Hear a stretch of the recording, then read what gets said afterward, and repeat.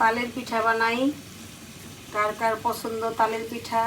তাল দিয়ে, নারিকেল, দুধ দিয়ে আগেই তালটা রেডি করে রেখেছিলাম। আজকে শুধু ময়দা, চালের গুঁড়ি মিশিয়েছি। দেখো, ছোট ছোট করে দিচ্ছি। কার কার তালের পিঠা পছন্দ?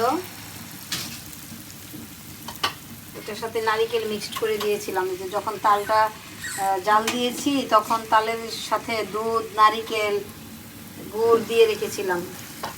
এখন দেখো ছোট ছোট করে দিচ্ছি। তালের পিঠা কার কার পছন্দ? সবাইকে দাওয়াত দিলাম, চলে আসো। তালের পিঠা বানাচ্ছি। ফাইনাল লুকটা পরে তোমাদেরকে দেখাবো। ছোট ছোট করে এরকম করে দিলে আস্তে আস্তে, জালটা অবশ্যই আস্তে আস্তে করে দিতে হবে, তাহলে ফুলবে। বেশি ঘন দেওয়া যাবে না। এই তো দেখো, একদম ধিমি আছে। তো কার কার তালের পিঠা পছন্দ? দেখো তালের পিঠা। চালের গুঁড়ি দিয়েছি, ময়দা দিয়েছি, আর একটু সাথে নরম করার জন্য দিয়েছি, গুড় দিয়েছি, হালকা মিষ্টি হয়েছিল। এটা শুধু নারিকেল দিয়ে, মুড়ি দিয়ে খাওয়া যায়। শুধু জাল দিয়ে রাখলে অনেকে মুড়ি দিয়ে খায় তালের। তো আমি এই তালটাকে এরকম প্রসেস করে ডিপে রেখে দেই, যখন মন চায় পিঠা বানিয়ে খাই।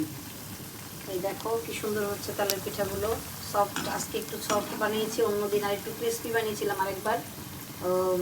সাথে চালের গুঁড়োটা বেশি দিয়েছিলাম, কর্নফ্লাওয়ার দিয়েছিলাম। তো আজকে একটু নরম খেতে মন চাইছে, একটু নরম করে আজকে বানিয়েছি। দেখো ফুলে যাচ্ছে কি সুন্দর করে, দেখো।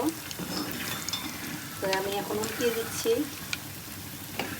ছোট ছোট করে একদম সফট পিঠা হচ্ছে।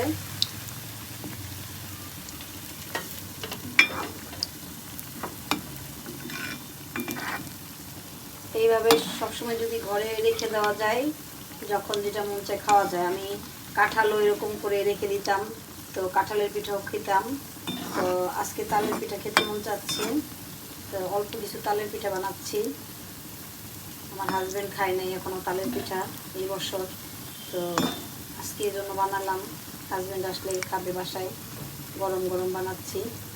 দেখো এরকম একদম জিমি আছে, এরকম হালকা করে উল্টে দিলেই তালের পিঠাটা সুন্দর হয়ে গেল, সফট। তোমরা কে কীভাবে বানাও জানি না, তবে আমি যেভাবে বানাচ্ছি, আমি আরেকদিন বানিয়েছিলাম। দেখো আমার তালের পিঠাগুলো কত সুন্দর ফুলতেছে। এই তো আরেকটু হলেই নামিয়ে নিব। ফাইনাল লুকটা তোমাদেরকে ছবিতে দেখিয়ে দিব।